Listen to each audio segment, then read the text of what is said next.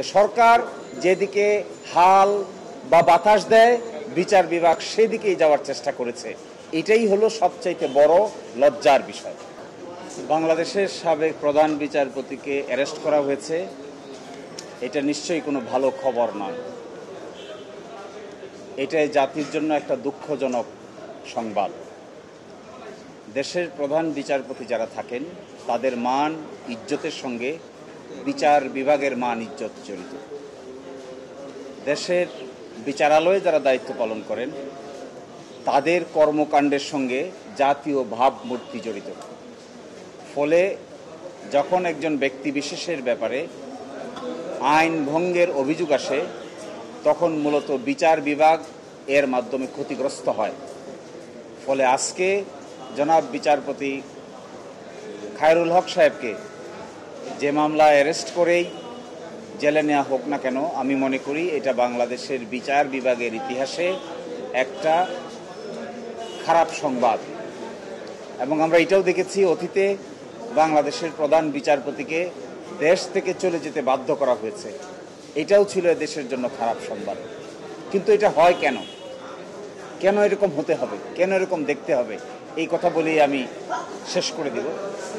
বাংলাদেশের সংবিধানে বিচারকরা যে শপথ নেন সেখানে বলা আছে কোনো রকমের অনুরাগ বা বিরাগের বশবর্তী হয়ে কোনো সিদ্ধান্ত গ্রহণ করবেন না, আইন অনুযায়ী সিদ্ধান্ত গ্রহণ করবেন।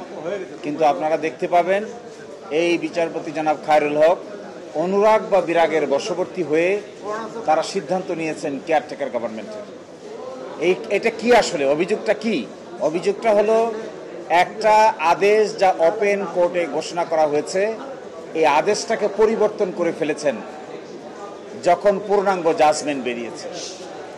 এই যে পরিবর্তন করে ফেলা, এই পরিবর্তন করে ফেলার মাধ্যমে যে ফ্রড করা হয়েছে, জুডিশিয়াল ফ্রড, এই ফ্রড আমরা কোনোভাবেই আর বিচার বিভাগ থেকে দেখতে চাই না।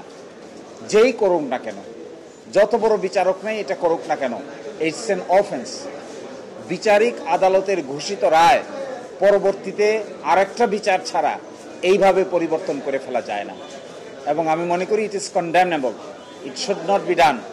এবং এরই ভিত্তিতে বাংলাদেশে সবচাইতে বিপজ্জনক ঘটনা যা ঘটেছে সেটি বলেছিলেন বিচারপতি টি.এইচ. খান। তিনি কেয়ারটেকার গভর্নমেন্টের মামলা শুনানির অ্যামিকাস কিউরি ছিলেন। তিনি এসে আদালতে বলেছেন আপনারা আজকে যে আগুন নিয়ে খেলছেন, এই আগুন দেশে কিন্তু আগুন জ্বলবে যদি এই সিস্টেম আপনারা বাদ করেন।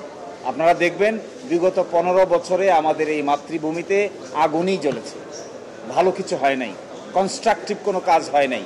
ইলেকশন কমিশন ডেস্ট্রয় হয়ে গেছে, ইলেকশন পদ্ধতি ডেস্ট্রয় হয়ে গেছে। ফলে আমি মনে করি বিচারপতি খায়রুল হক সাহেবের এই ফ্রড যদি তারা না করতেন তাহলে পরবর্তীতে এই ধরনের কনসিকুয়েন্স এই জাতিকে বহন করতে হতো না। এই জন্য বিচার হবে আইন অনুযায়ী, বিচার আইনের বাইরে করা যাবে না।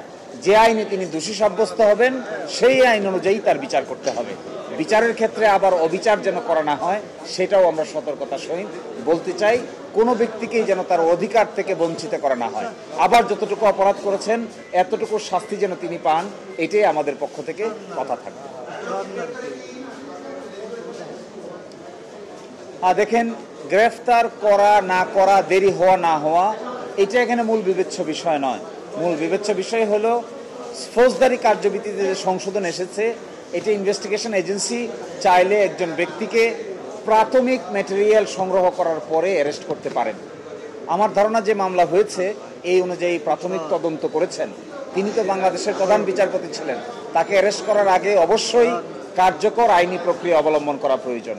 যদি তারা প্রাইমারি এই ধরনের অভিযোগ পেয়ে থাকেন তবেই হয়তো তাকে অ্যারেস্ট করার সিদ্ধান্ত নিয়েছেন।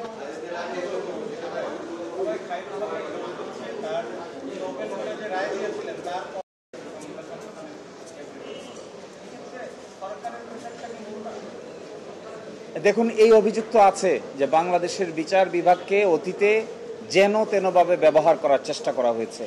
কেয়ারটেকার গভর্নমেন্টের রায়ে 7 জন বিচারপতি ছিলেন, 4 জন এক পক্ষে ছিলেন, 3 জন আরেক পক্ষে ছিলেন। এবং এখানে আপনারা দেখতে পাবেন মেজরিটি মাইনরিটি তৈরি করার ক্ষেত্রে সরকারের ভূমিকা কোনোভাবেই অস্বীকার করার সুযোগ নাই। এটাই তো বিচার বিভাগের জন্য সবচাইতে বেশি লজ্জাজনক যে সরকার যেদিকে হাল বা বাতাস দেয় বিচার বিভাগ সেদিকেই যাওয়ার চেষ্টা করেছে। এটাই হলো সবচাইতে বড় লজ্জার বিষয়।